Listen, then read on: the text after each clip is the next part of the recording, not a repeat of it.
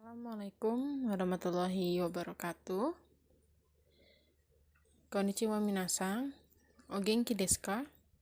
Semoga selalu dalam keadaan sehat walafiat ya. Amin, amin ya Allah ya Rabbal alamin. Baik, pada kesempatan kali ini kita akan membahas mengenai dai yongka atau dalam bahasa Indonesia memiliki arti bab 4. Bab 4 ini kita akan membahas mengenai kalimat untuk menyatakan dua kata sifat dalam satu kalimat yang sama. Baik, sebelumnya kita akan mereview. Di kelas 10 dan juga di kelas 11 kita sudah membahas mengenai kata sifat.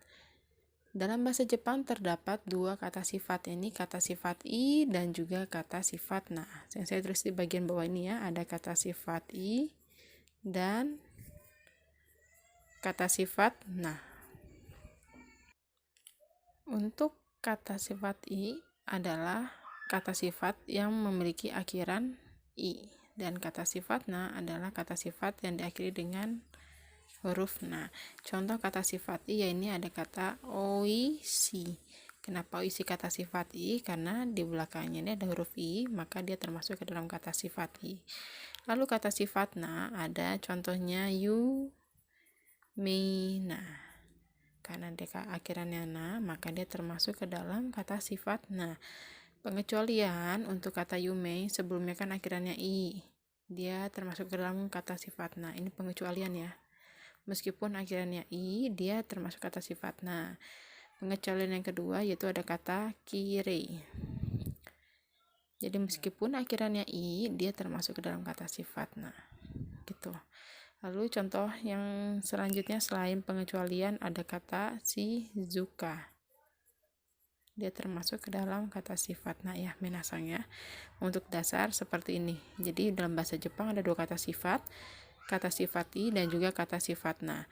Kata sifat i ini diakhirkan dengan silabel i, huruf dengan silabel i, dan kata sifat na diakhiri dengan huruf na. Baik, kita masuk di bab 4 ini ada 4 contoh pola kalimat. Yang pertama di bagian A ada tamang mini wa tokoro ga. Tamang mini wa tokoro ga omoshirokute ii desu. Nah, di sini ada dua kata sifat. Yang pertama ada kata sifat ini omoshirokute, dan kata sifat yang kedua ada i. Omoshirokute kata dasarnya adalah omoshiroi.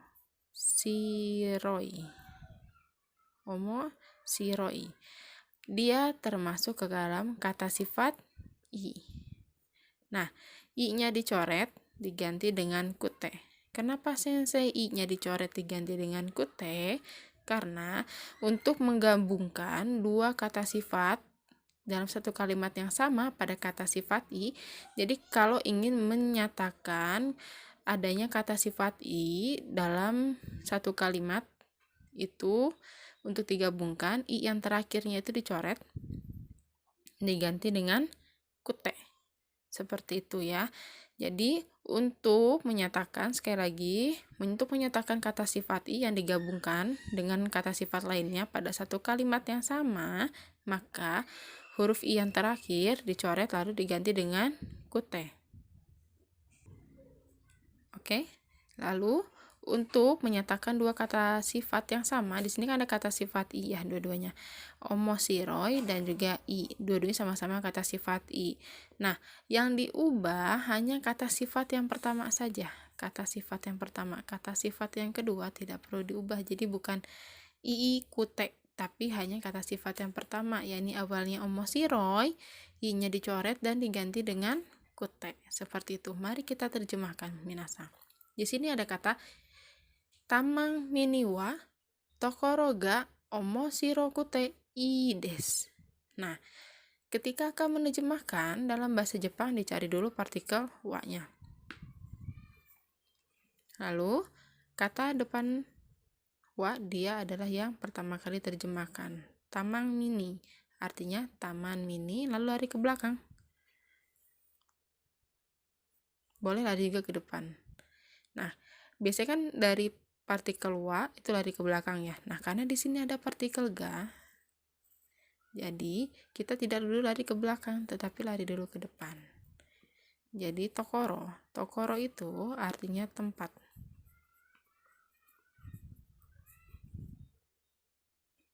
Setelah itu boleh lari ke depan atau ke belakang, tapi lebih enaknya depan ya. Menarik, omoshiro itu artinya menarik, i artinya bagus, dan yang kelima artinya des. Des itu untuk menutup suatu kata, suatu kalimat. Nah, di sini omoshiro kute itu artinya menarik, i itu artinya bagus. Jadi, tamang mini wa tokoro ga omoshiro kute ii desu. Nah, pertama kita cari dulu wa-nya. Lalu kata di depan wa berarti dia yang pertama kali diterjemahkan. Nah, di sini karena ada partikel ga, maka dia yang harus kedua. Kata di depan ga ini adalah urutan yang kedua diterjemahkan. Lari ke yang di belakang ga, lalu ke belakang lagi dan diakhiri dengan des. Tamang mini artinya taman mini, tokoro artinya tempat, omoshiro kute kata dasarnya omoshiroi, i-nya dicoret diganti kute artinya menarik, i artinya bagus, dan des digunakan untuk menutup suatu kalimat. Jadi kalau digabung artinya taman mini tempatnya menarik dan bagus. Nah, silahkan ditandai di buku catatannya masing-masing kata kute ini untuk menggabungkan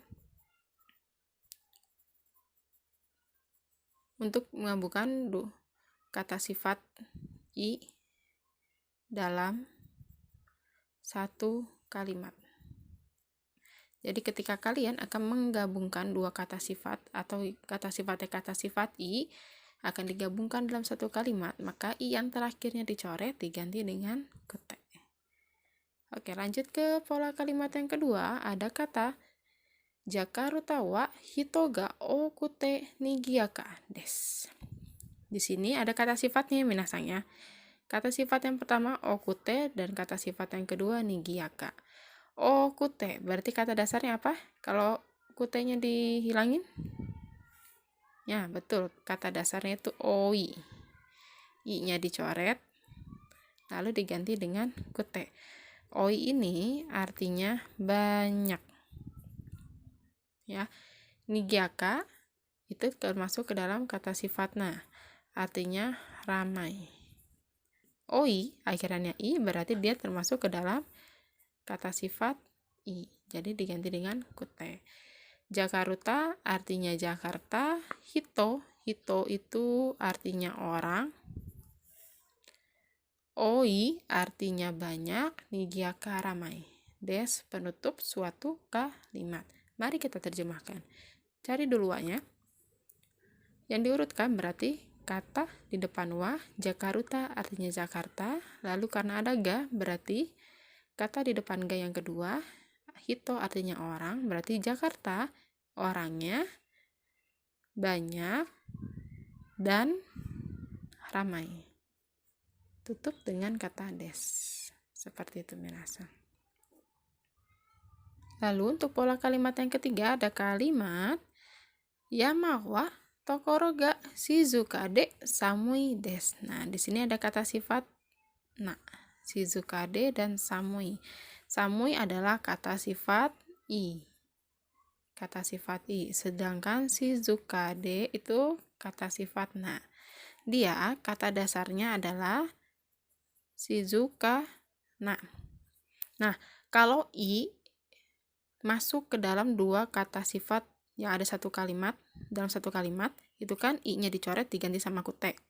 Kalau kata sifat na-nya ini dicoret diganti dengan de. Seperti itu minasang. Nah, kata sifat yang keduanya tidak perlu diubah. Mari kita terjemahkan minasang. Yama artinya gunung. Tokoro artinya tempat. Ga ini adalah partikel ya. Partikel yang digunakan untuk penegas. Shizuka artinya sepi atau tenang. Samui artinya dingin. Dingin, sepi, kalimat partikel penegas, tempat, dan juga gunung. Mari kita terjemahkan minasang. Cari dulu partikel wa-nya. Lalu yang pertama kali diterjemahkan adalah kata yang ada di depan wa. Berarti gunung, tokoro artinya tempat, tempatnya, shizuka artinya sepi, samui dingin. Jadi kalau digabung, gunung, tempatnya, sepi, dan dingin. Seperti itu ya minasang. De dan juga kute bisa diartikan dengan dan. Dan yang terakhir ada kata inakawa hitoga shinsetsude tainei des. Shinsetsude berarti kalau akhirnya de dia kata sifat.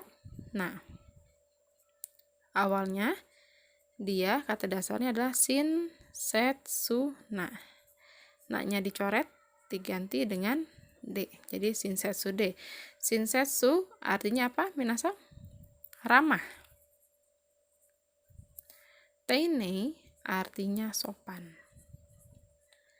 Inaka artinya kampung atau desa, boleh desa.